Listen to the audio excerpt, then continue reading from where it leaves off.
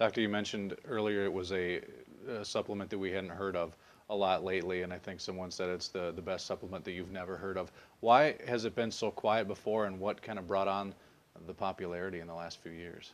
Well, there's two factors. One factor is that it is a difficult word to pronounce. True. It truly is. In fact, here I am, a PhD chemist, and when I first heard about it, I had a hard time pronouncing it or spelling it. Mm-hmm. You know, and even my spell checker couldn't figure it out. Okay, but it's Astaxanthin. If you remember that, it's real easy to remember, especially the Asta part, because it reminds me of a cartoon character. Okay, so that's the first thing. It's hard to pronounce. The second thing is that everybody thinks it's too expensive. It does cost over $12,000 a kilo on a pure basis. So on a pure basis, it's very expensive.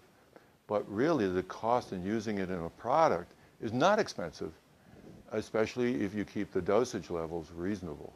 And probably later on, we'll talk a little bit about what's the right dosage, how much you would use, you know, that sort of thing.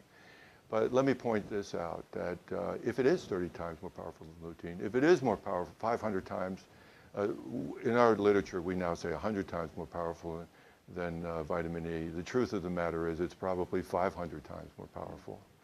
Then the cost of use is extremely low.